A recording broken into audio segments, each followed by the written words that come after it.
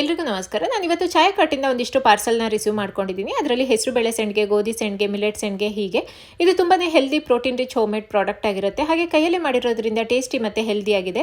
ಸೆಂಡ್ಗೆ ಪಲ್ಯ ಮಾಡ್ಕೊಳ್ಳೋಕ್ಕೆ ಒಂದು ಪ್ಯಾನಿಗೆ 1 ಚಮಚ ಎಣ್ಣೆನ ಹಾಕಿ 1 ಕಪ್ ಅಷ್ಟು ಸೆಂಡ್ಗೆನ ಹಾಕಿ 1-2 ನಿಮಿಷ ಫ್ರೈ ಮಾಡಿಬಿಟ್ಟು ಸೈಡಲ್ಲಿ ಎತ್ತಿಟ್ಕೊಳ್ತೀನಿ.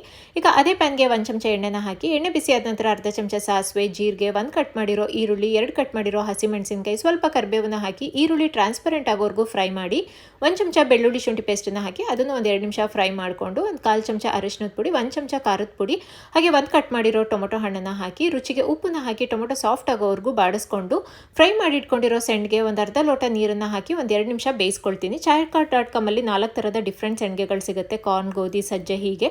ಚಾಯ್ ಕಟ್ ಬಂದು ಸ್ಟಾರ್ಟಪ್ ಕಂಪ್ನಿ ಅರ್ಬನ್ ಮತ್ತು ರೂರಲಲ್ಲಿರೋ ಹೆಣ್ಮಕ್ಳ ಹೋಮ್ ಮೇಡ್ ಪ್ರಾಡಕ್ಟ್ನ ಸೇಲ್ ಮಾಡೋದಕ್ಕೆ ಹೆಲ್ಪ್ ಮಾಡ್ತಾರೆ. ನೀವು ಹೋಮ್ ಮೇಡ್ ಸೆಂಡ್ಗೆ ಹಾಗೆ 1,000ಕ್ಕೂ ಹೆಚ್ಚು ಹೋಮ್ ಮೇಡ್ ಪ್ರಾಡಕ್ಟ್ನ ಆರ್ಡರ್ ಮಾಡ್ಕೊಳ್ಬೇಕಾ? ಲಿಂಕ್ನ ಡಿಸ್ಕ್ರಿಪ್ಷನಲ್ಲಿ ಶೇರ್ ಮಾಡಿರ್ತೀನಿ. ಚಾಯ್ ಕಟ್ ಆ್ಯಪ್ನು ಕೂಡ ಡೌನ್ಲೋಡ್ ಮಾಡ್ಬೋದು.